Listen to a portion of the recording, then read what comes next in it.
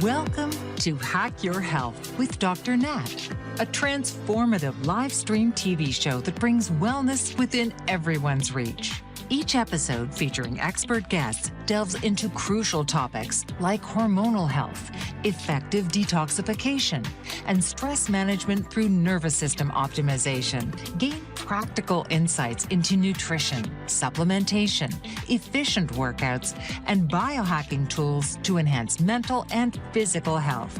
So now, please welcome the host of Hack Your Health, Dr. Nat.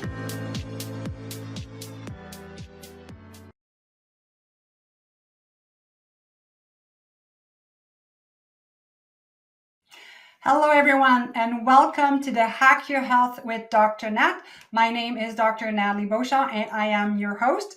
The goal of the show is to bring you interesting guests and topics to help you on your wellness journey. It's all about giving you practical insight, tips, and strategies that you can implement into your life. So today, my guest is Dr. Julie McLaughlin. And what we're going to talk about is a super interesting topic. We're going to talk about the top 10 lab tests that we should be on top of, because those tests are really necessary for us to measure our health. And we're going to talk about how we can empower ourselves via those tests and what we can do with also practical strategies from Dr. Julie. So Julie, welcome to the show. Thank you so much. I'm so excited to be here. And I love talking about labs. So this is going to be fun. Awesome. So Julie, I'm just going to read your quick bio because, you've been at this for quite some time. I think a bit longer than me even. So you've been doing this for 3 decades, and your goal is to help people transform their life. And you've done this through many different wellness initiatives. You are the visionary behind Begin with Wellness, and you have, spread your wings now to do more online coaching with clients.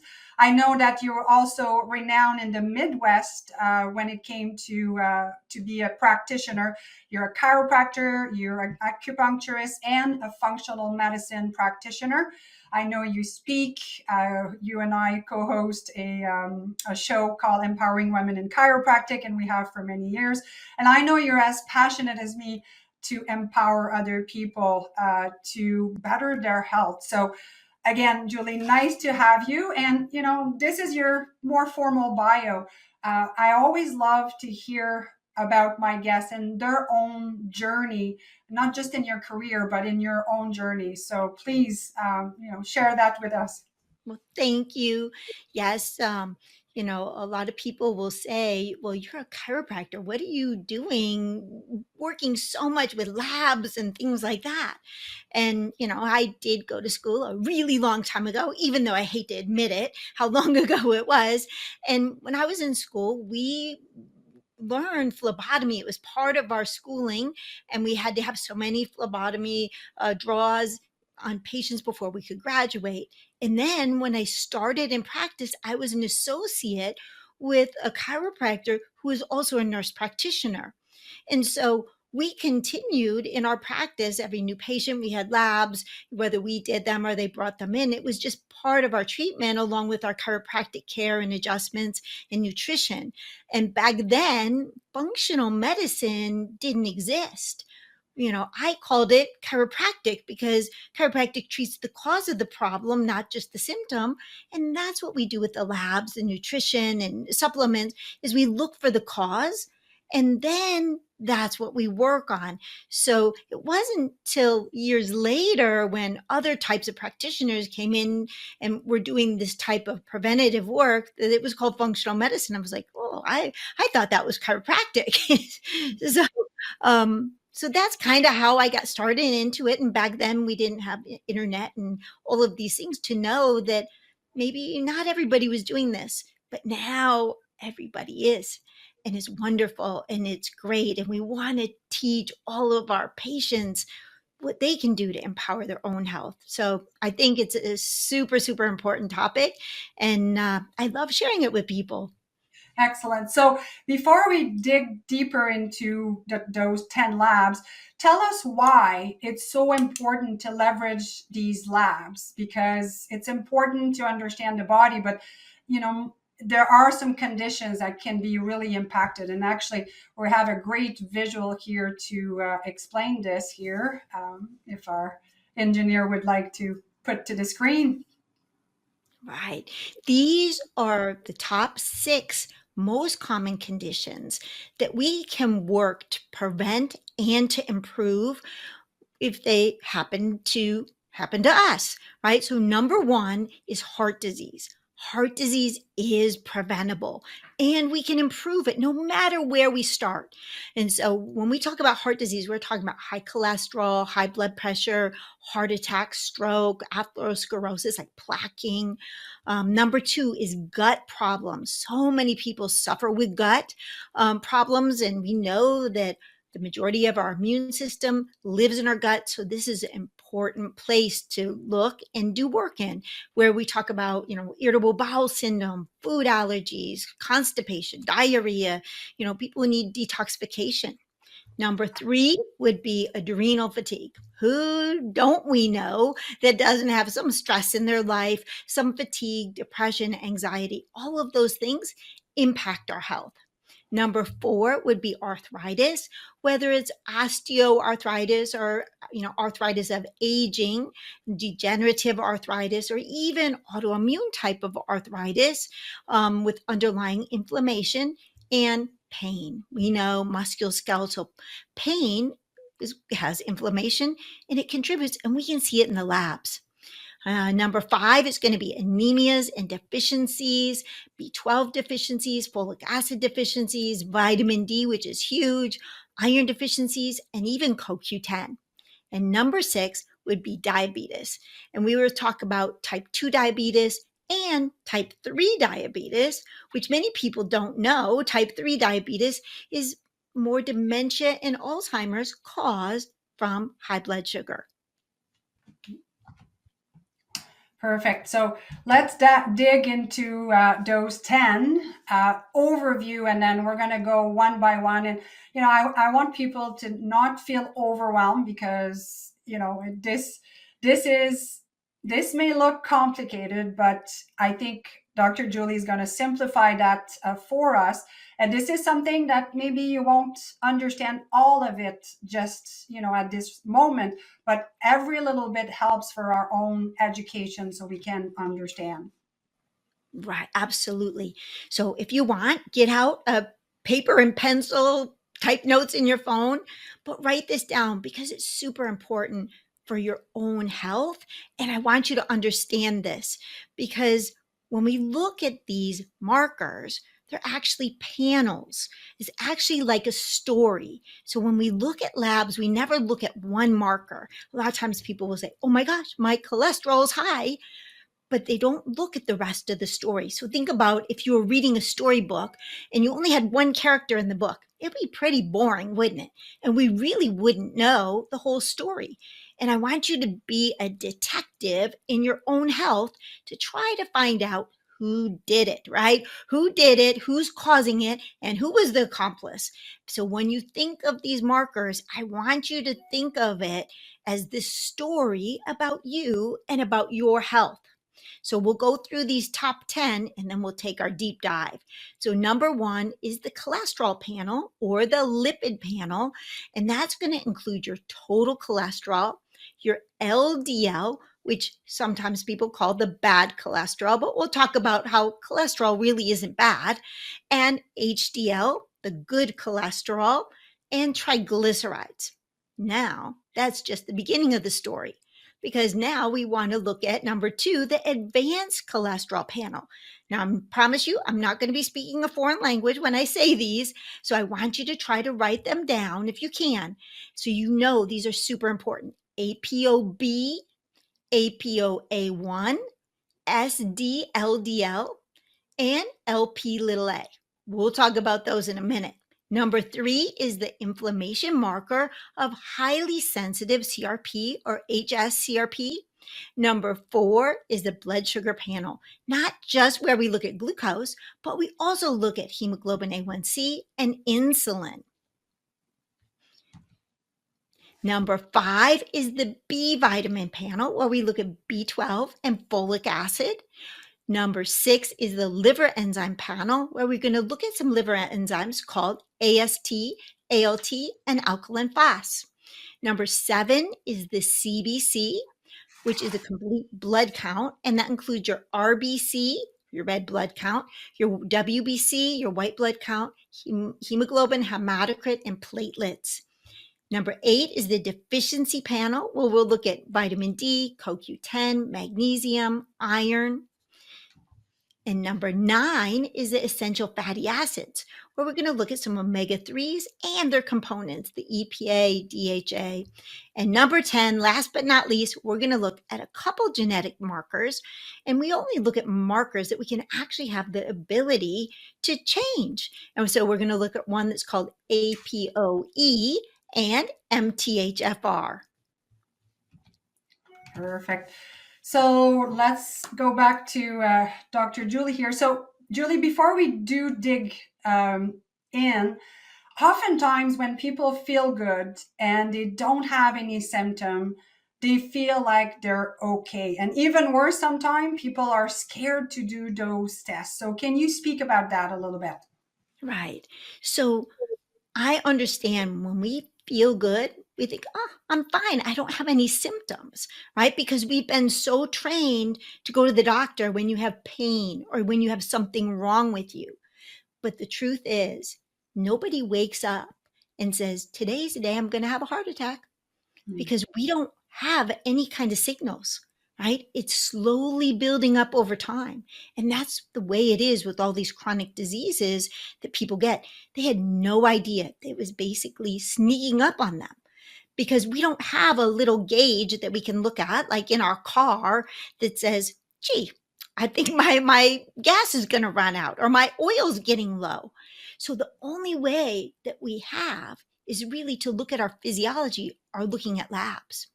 And I do understand it can be scary, because you think, oh my gosh, what are they going to find? I have this that runs in my family, or maybe my diet hasn't been the best, or I haven't been exercising. I don't want to know. But think about this. Most people have cars, right? When you have your car, when you buy it, every so many thousand miles, you go and get your oil changed.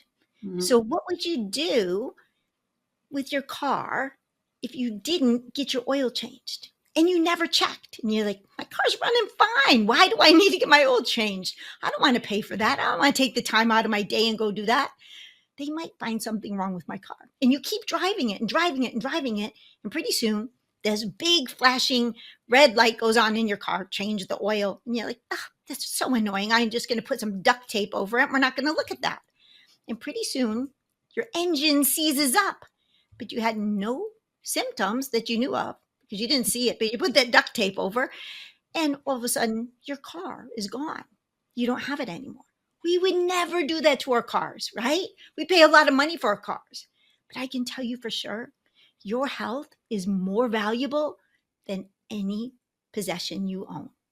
So please, if you're afraid, message Dr. Natalie, message me, message your doctor, and let us help you understand that it's important. And wherever you live in this world, get these things checked. For sure. And another thing too that I hear often is people are getting their regular blood work, but it's not all the markers or the 10, tests that you're talking about. And it gives them a false sense of security. And I'm sad when I hear that, because just looking at the person, you can tell that the person is not in their best of health. So I think that false sense of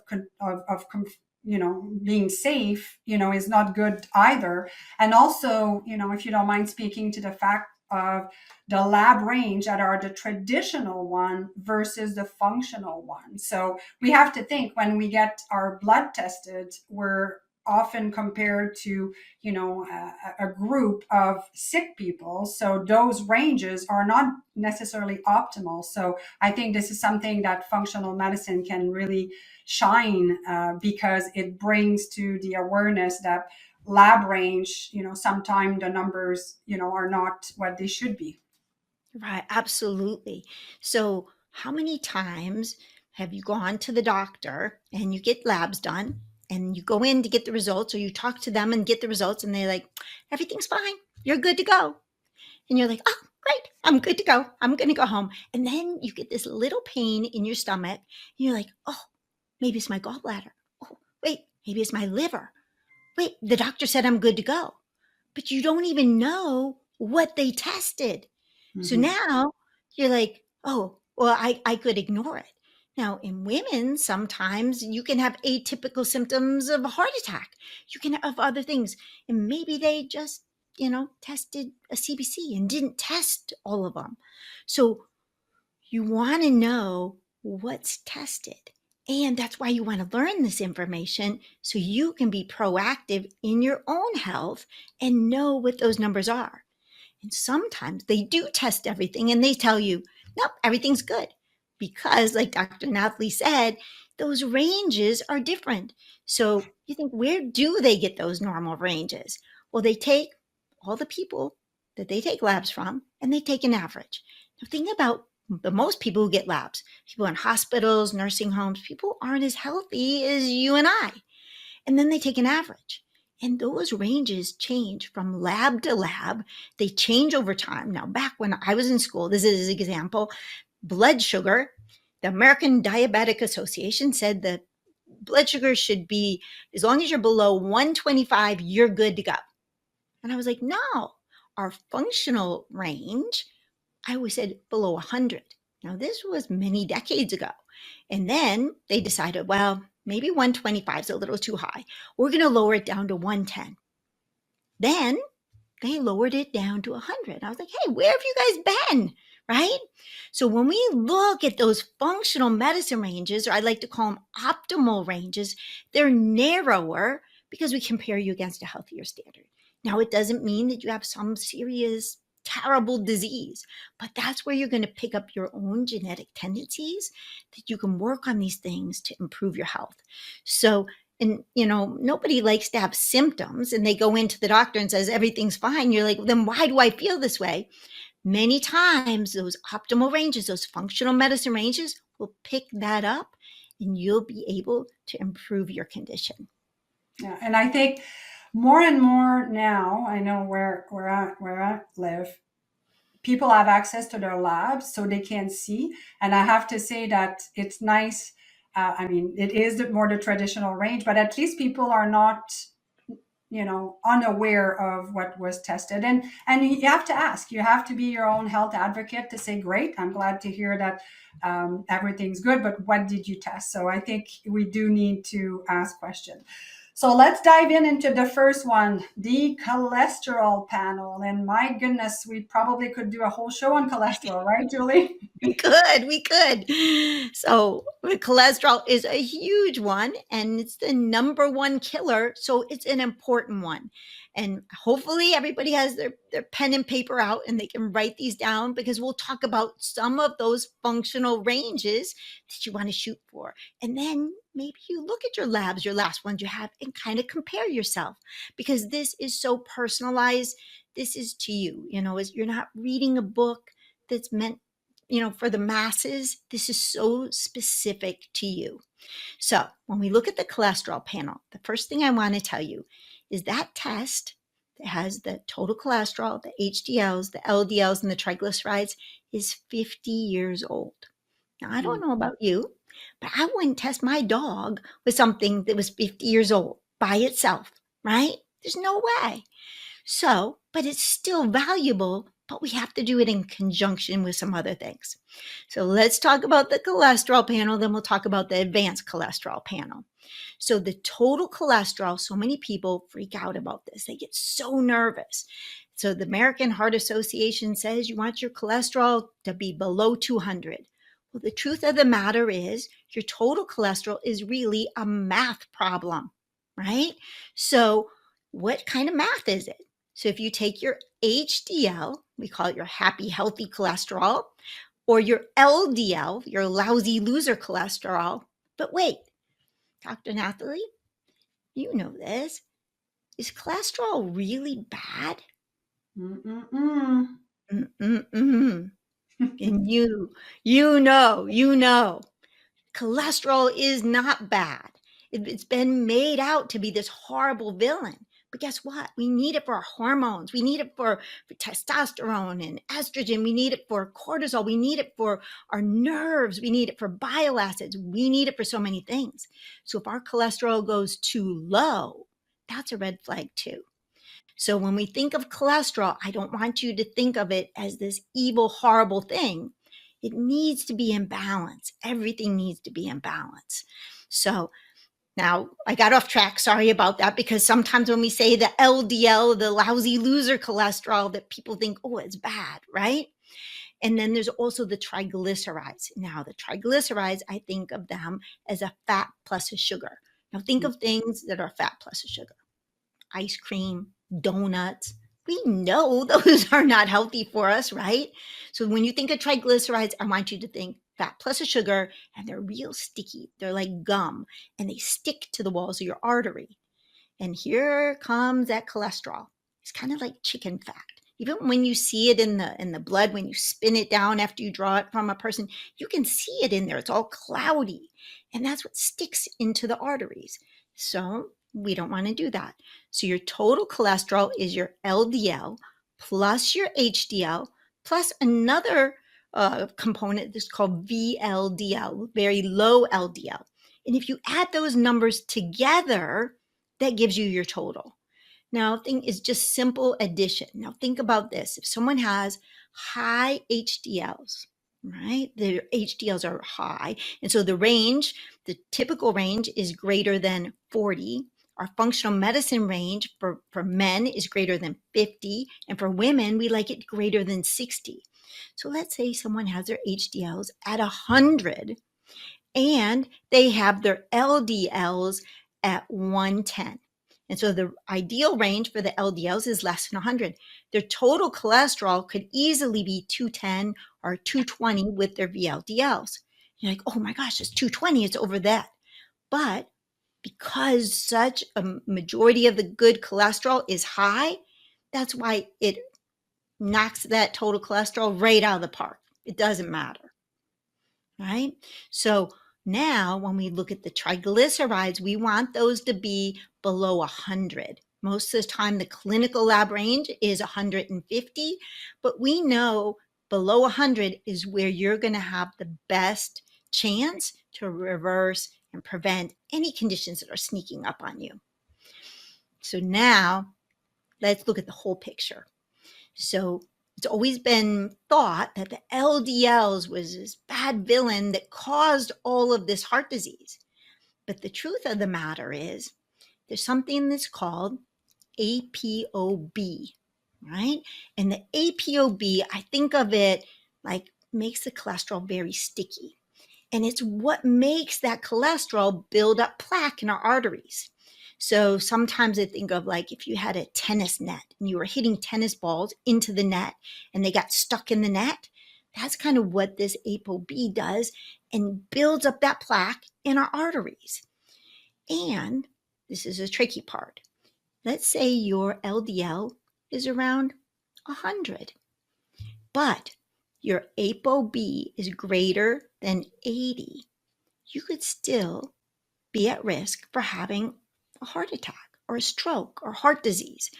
But you're lulled into the idea, like Dr. Nathalie was talking about, oh, my numbers are good. Look at that. My LDL is below 100. I must be healthy. But if you don't check the whole person, you don't read the whole story, you're going to miss this. And many times you see like professional athletes having heart attacks and problems because they didn't know the whole picture. So that ApoB is even recommended by the American Cholesterol Council, that they're recommending that we do these advanced testing. Now, just because they're recommending it doesn't mean people are getting it done. But I want you to put it on your list and get this done. Now let's talk about ApoA1. ApoA1 is basically, I think of it like the quality of your good cholesterol. So remember how we said we like it to be above 50 for men and we like it to be above 60 for women? Well, what happens if your good cholesterol goes too high? Now, if your HDL is above 80, sometimes if the quality isn't good, that could be a risk.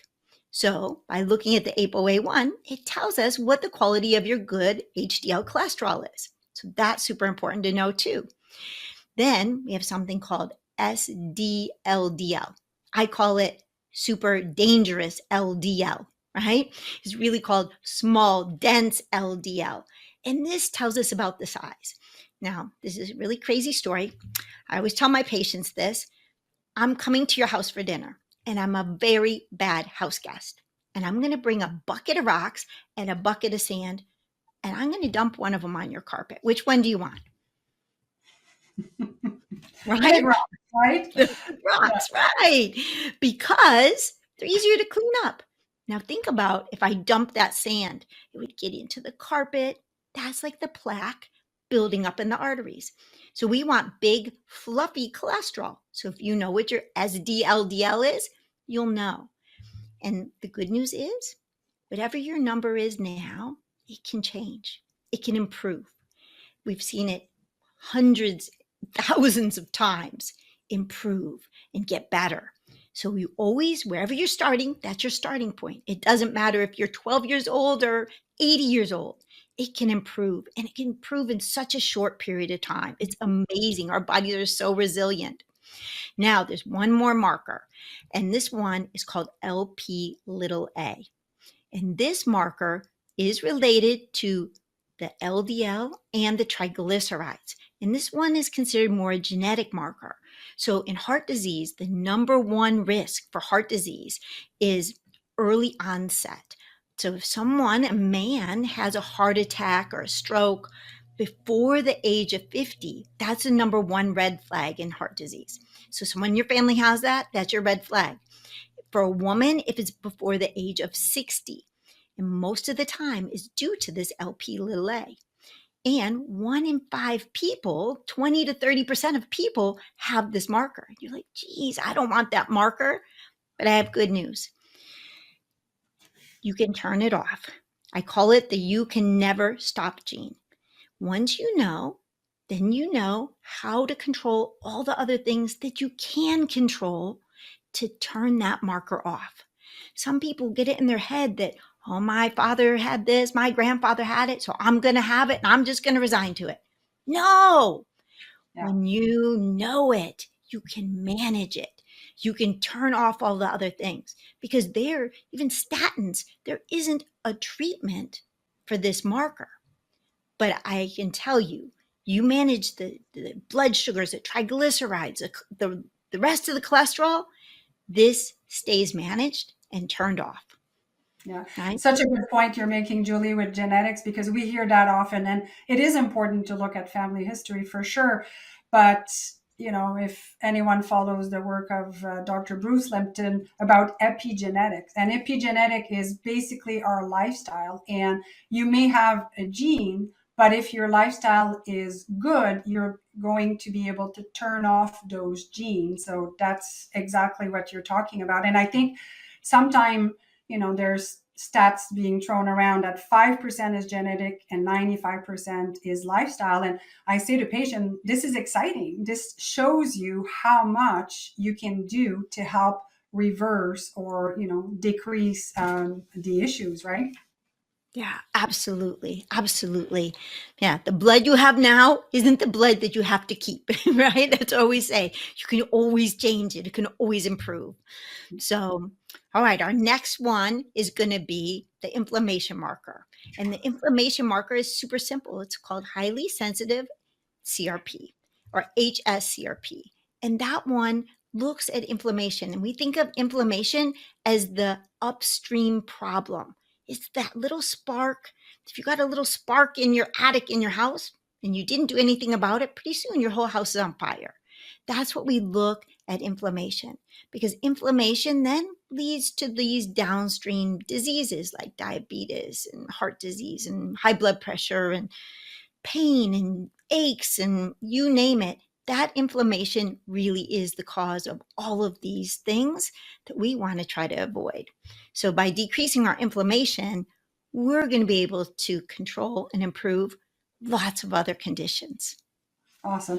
So Julie, let's take a few moments for a quick commercial or promo here, and we'll be right back with the blood sugar markers, and we're going to dig deeper into that bucket, as you like to call them.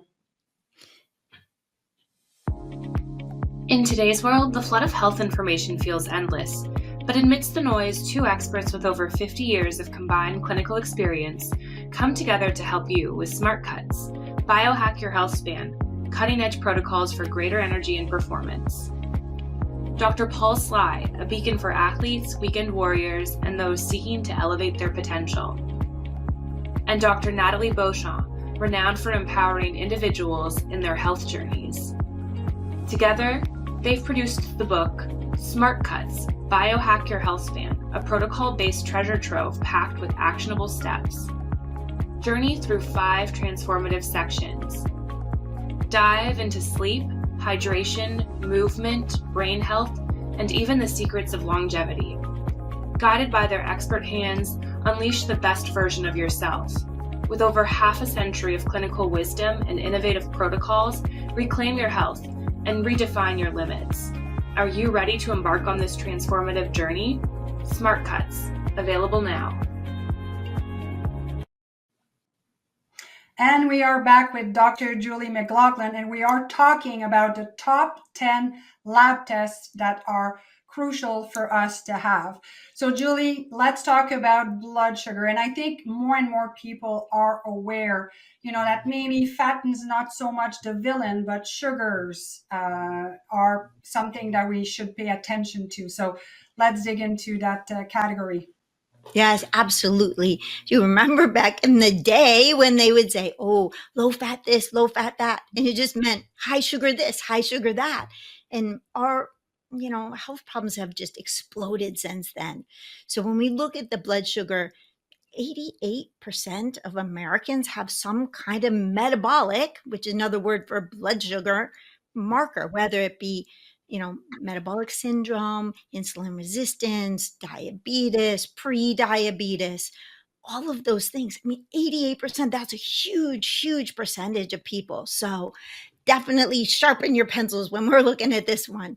So when you look at your glucose, which is probably the most common way that you see it in a blood test, that's your blood sugar like right now. Like I just ate something and now my blood sugar is going to go up. And that blood test, you always want to do fasting. And so that's super important. Just like with the cholesterol panel, the lipid panel, you want to do it fasting because otherwise the numbers aren't going to be right of really where you are. Then the things that we test not as common, which I want you to test, is insulin. And so the insulin is what our body releases in response to when we eat some kind of carbohydrates or sugar. And guess what? We only have so much of it. We have these workers in our little pancreas factory making this insulin. And if we overwork them, guess what? They're going to quit. They're going to leave. And pretty soon, you don't have enough because you've used it all up over your lifetime. And that's when it turns into diabetes. But like we were talking, you don't have a symptom when your insulin's high. You don't know it unless you look at it. And guess what? It's super easy to control. You change your habits, how you're eating, you can see that insulin drop within a couple of weeks. That's how fast it can change, and you can sustain it.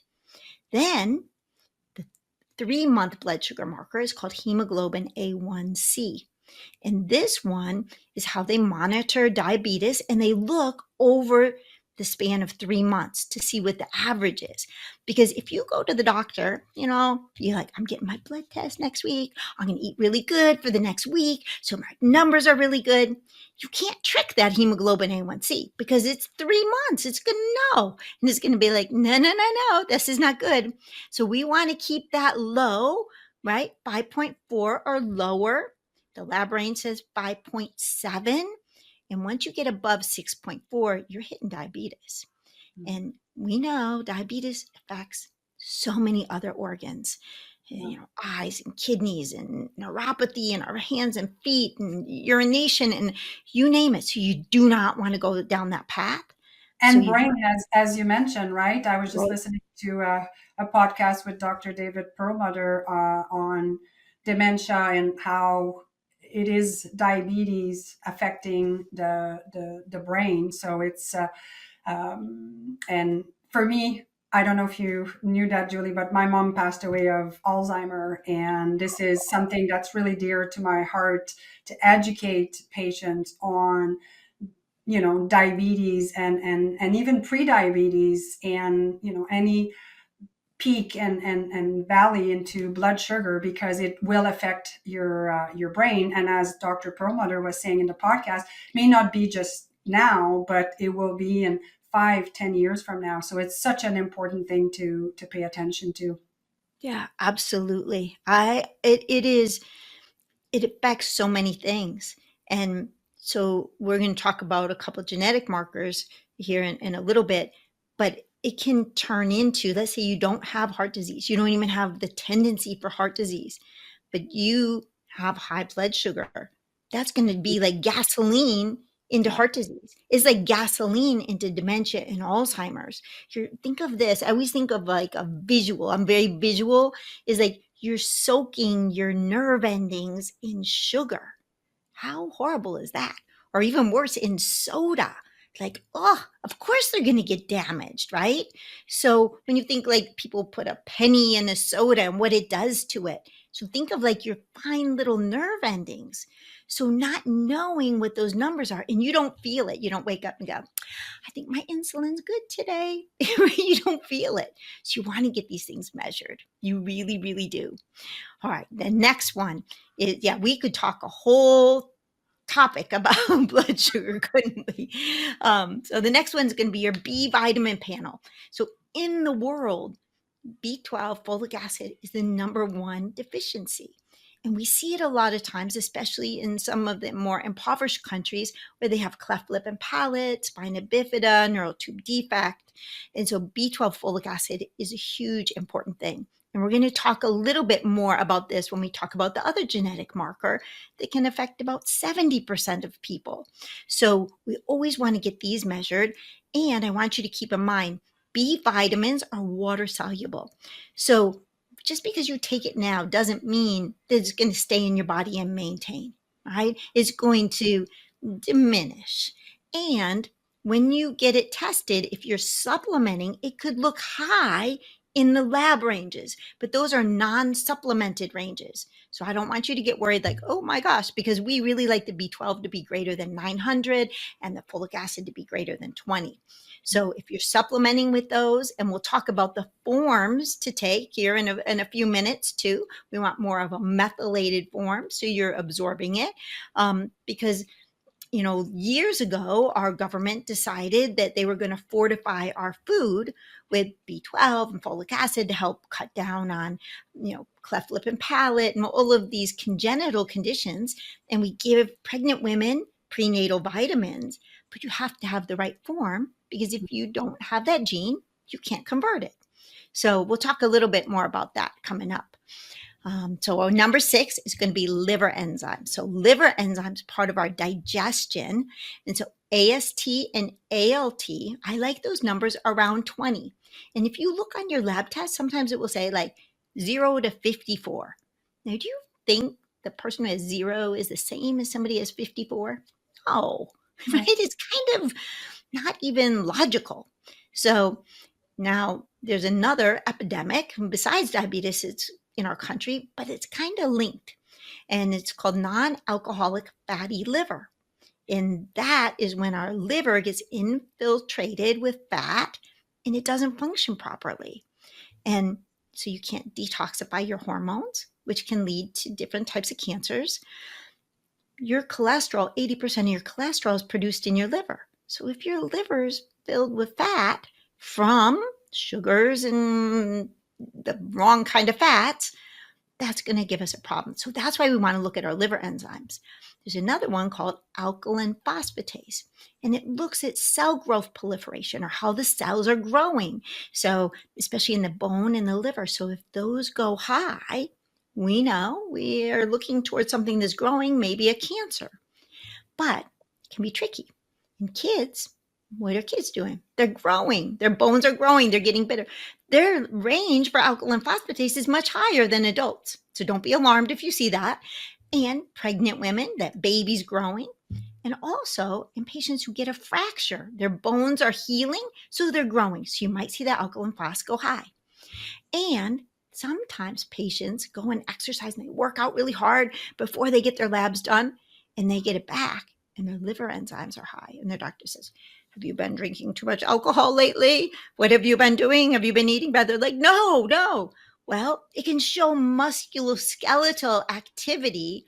So before you get your labs, don't go and work out, right? Don't go and work out right before you get them, because it can just throw some of those numbers off. Okay, the next one is CBC, complete blood count. And this is really where we look at some of the deficiencies. We look at our immune system. We look at our blood clotting and those. So the WBC, white blood count, I think of that as our military, right? So that's our whole military. Then there's individual types of white blood cells, like lymphocytes and neutrophils and eosinophils.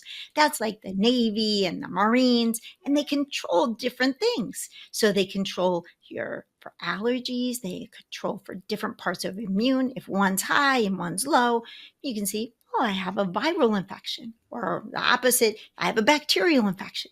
So it tells us a lot of information. Then the hemoglobin and hematocrit are super important too when we look at anemias or deficiencies. And not just that, but it's important for our athletes, because we want those athletes to have a higher, within normal, hemoglobin and hematocrit, as well as their iron, to keep their blood nice and oxygenated, so having better performance and better recovery. Then the platelets, those are the things that cause clotting. And so we want to make sure that those are in a good range. And we want to make sure they're all in a good range, so we're not having any kind of blood dyscrasias where we're killing off our blood cells. And this is one of the most common blood tests there is, and it's very, very inexpensive. So it's important to have this one done. Okay, number 8, the deficiency panel. And this is one thing that's not commonly done. So we'll see a CBC and a chem screen, and a lipid panel is our common test that we see. But what if your red blood cells and hemoglobin and hematocrit were fine, but your iron was deficient? Or if your iron was fine, but your red blood cells and your hematocrit were deficient? Remember how we were talking about this is a story with lots of characters. That's why we have to look at the whole picture. You don't want to look at one without the other. And a lot of times when we think about deficiencies, we only think about things going low. So when we think about iron, it's very dangerous for it to go high. There can be a genetic condition, hemochromatosis, for it to go high. But the reality is that iron's extremely inflammatory, and it can cause heart disease. And we know that inflammation is the underlying cause for all disease. It's it causes pain in the joints. It causes all kinds of problems when people get too much iron. Now, sometimes people will say, I'm kind of tired, and they're going to doctor themselves, and they say, maybe I'm anemic. Maybe I need to take some iron. And guess what? It's not water soluble, and they're going to cause more inflammation and problems than they should have. The other thing is the number one cause for iron deficiency anemia is GI bleeding. And so maybe you don't know that you have a little ulcer in your gut, or some hemorrhoids, or something that's bleeding in your gut. and you're just replacing this iron and never checking it. Or some people just say, oh, my mom runs low in iron, so I'm going to take it. Please test. Because if you are low in iron and you take one bottle, right? One bottle, we could talk a whole nother topic about what form and what dose and all of that. But you take it and you retest and your number's not up, you better get your gut tested, right? Maybe you're a female and you have heavy menstruation. You better get your hormones tested. So when we talked about at the beginning, you want to know the cause of these things, not just the symptoms. So deficiencies, what about vitamin D? Oh, we've been testing vitamin D for decades, but during COVID, it's become very popular. And is another one that lab range is crazy. The low end, they say, as long as you're above 20, you're good. And it used to be that the high end was 100. That's a huge range. But now they've raised it in some of the labs to 150. You want it to be between 60 and 80. That's going to be your sweet spot. And vitamin D is super good for your immune system. It's good for your brain health. It's good for so many things. But don't just take it and think, oh, I'm just going to see what I am. I need you to get tested because, again, it has a genetic link. Some people can absorb it better than others. Some people can hold on to it. People who are larger, the vitamin D likes to sequester into the fat and they're not able to utilize it. People with darker skin have a more difficult time absorbing vitamin D. So they have to add things to it like K2, different things. So you have to know, and you have to know how fast your vitamin D goes up, because if you take too much, it can cause kidney stones and other problems. So what gets measured gets managed. What gets managed gets better, right? That's our little saying that we always say with our patients. Okay, what about magnesium? Magnesium is super important, and really it's a huge hidden deficiency in our country. But there's many types of different forms of magnesium citrate. I think you did a whole blog on this, didn't you? I did. Yeah, so you could tell us all the different forms of magnesium. And again, that could be a whole topic in itself, some for brain, some for headaches, some for gut. There's so many, but you want to know, what is your number? Do you need to supplement or change up your diet? And what form do you need? And then CoQ10, I have to say, this is one of my favorite ones. It's not commonly looked at, but if you're over 40, it is a great one for anti-aging. It gives you a good boost to energy. And people who are taking statins, this is one of the things. Yeah, right. The statins, it depletes your CoQ10. So I always try to think of this logically. So, okay, CoQ10 is good for your heart. It's good for your brain. And you take a statin because they say you have a cholesterol problem to lower your cholesterol, but then it lowers your CoQ10, which affects your heart. And you can tell because it affects your skeletal muscle, because one of the common side effects of a statin is musculoskeletal aches and pains, among other things that people know about. But so if it's enough to give you musculoskeletal aches and pains, and it's a skeletal muscle, and your heart's a skeletal muscle, what's it doing? So by adding that CoQ10, you can ward off some of those side effects. You're making me think, Julie, of a great book by Dr. Mark Hyman, Eat Fat to Lose Fat. And he really goes really in depth at the beginning on the statin and the effects on the heart and so forth. And, I think it's important too for people that we're not making a recommendation to stop statin or anything, but, just to look at the medication that you're taking, because a lot of time it will create deficiencies just from the sheer fact of taking those medications. So, really being on top of those deficiencies, I think is crucial. Yeah, absolutely. I mean, proton pump inhibitors, though the antacid depletes the B vitamins, which is super important for the nervous system. I mean, so you really have to know that check and balance, and it's so personal to each person. That's why you want to know your numbers. You got to know your numbers. Okay, so the next one is going to be your essential fatty acids. This is number 9. And so when we talk about essential fatty acids, we talk about omega-3s. And a lot of times people always think fish oil, right? Omega-3s. So there's 2 parts of the fish oil. There's EPA and there's a DHA. And when you get a supplement, you'll usually see both of them on there. Now, the EPA is not very stable by itself, but the EPA helps with controlling the LDL bad cholesterol. But if you take a fish oil that has too much DHA, it can actually raise your bad cholesterol. So sometimes you think that you're doing something that's healthy for you, but it backfires because maybe it's not the right form. So knowing these are going to help. Now, DHA is super important for brain health. In fact, they put it in infant formula. They put it in the prenatal vitamins now.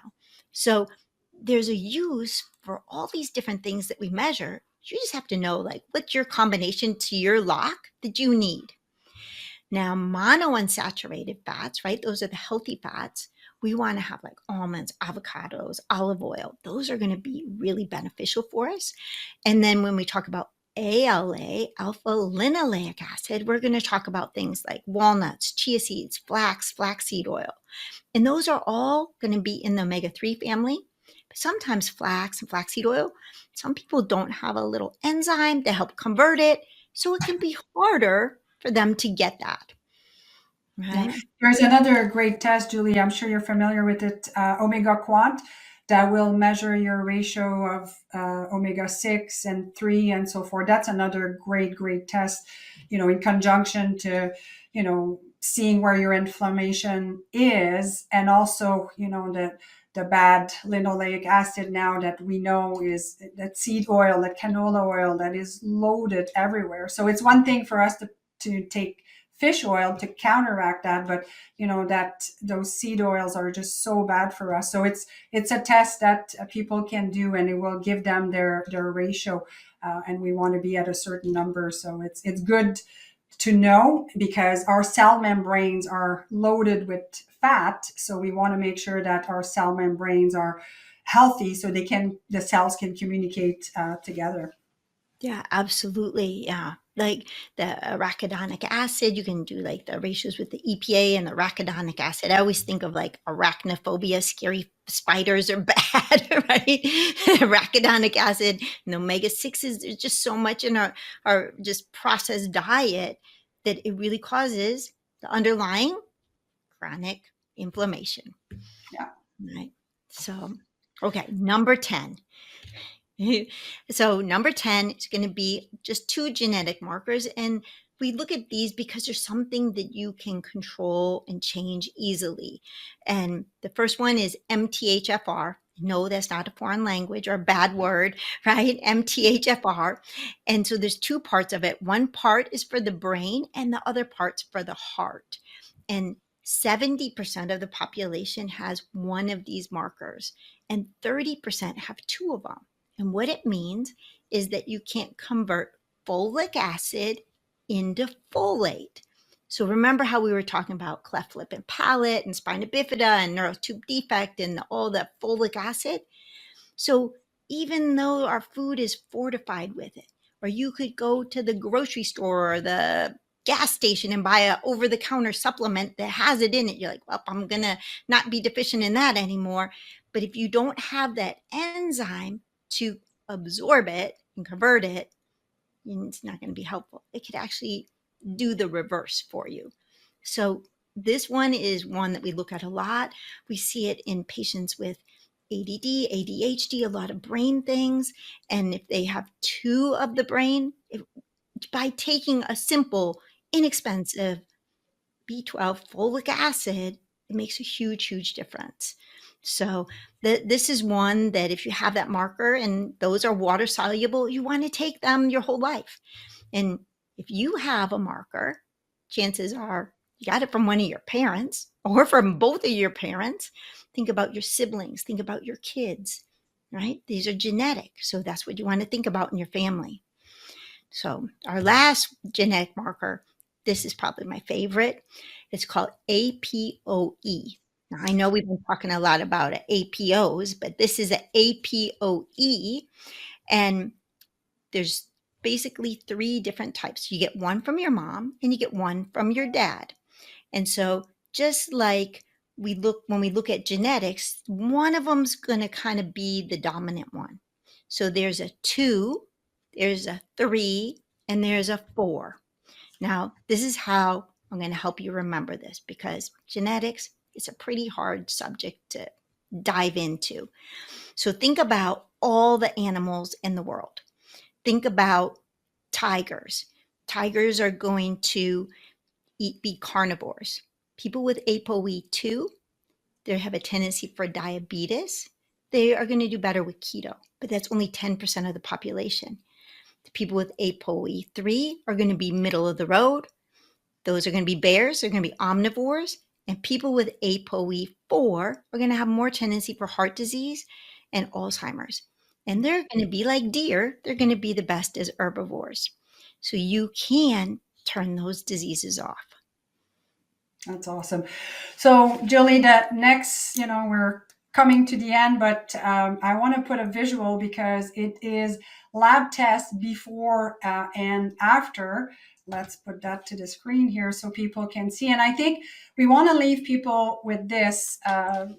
We could probably do another half-hour show on lifestyle and supplement and exercise, which I will cover with other guests throughout the season and all the episodes. But talk to this before and after, just so people can see that if they make modification in their lifestyle, they can indeed see amazing results. Yeah, absolutely. So you don't have to know how to read blood tests to see. So red is risk, green is good, yellow is yield. The columns on the left of the 2 column pairs, that's the before. 3 months later is the after. You can see the improvements. This is with only lifestyle and supplementation, no medication. So we're here to tell you that whatever blood you have now doesn't have to be the blood you keep. It can change when you make those changes, and lifestyle is hard to do. But when you get this kind of feedback or report card that it's working, it gives you that motivation to keep it up. That's awesome. So, Julie, can you tell more people how to find you with your website? So if they want to find out, and I know you've got some great stuff on your website with some of the numbers we talked about, because I know it might have seemed a bit overwhelming to people listening. It's like, oh, how am I going to remember all this? But you do have some great information on your website that people can download. Yes, my website's drjuliemclaughlin.com, and I have a lab reference sheet on there. If you want to download it, it gives you the markers, it gives you the high and low ranges, the clinical range, the functional medicine range, and it gives you a little description of what each test means, if it's high or if it's low, and you can put your own numbers in and kind of get your own idea of where you need to work. Perfect. Thank you so much, Julie. So thank you so much for tuning in. I hope that it wasn't overwhelming, but it showed you how, taking control of your numbers, knowing what your numbers are, can be very empowering to make some changes. So thank you again, Julie, for coming on to the show. I truly enjoy our conversation, and we'll have to have you on the show again. So this was Hack Your Health with Dr. Nat. I'm your host, Dr. Natalie Beauchamp. And until next week, keep hacking and change your habits one at a time so you can sustain them. Until next time. Welcome to Dr. Natalie's 7-Day Hack Your Health Challenge. Transform your fitness level with 7 quick, do them from anywhere workouts. Look and feel great. Nutrition. Master the art of optimizing your diet and maximizing nutrient intake with daily nutrition challenges. Biohacking. Unlock exclusive content to tap into your body's innate wisdom. Take on challenges to optimize your mindset and physiology. Ready to transform your health? Visit www.drnat.life to join Dr. Natalie's 7-day Hack Your Health Challenge.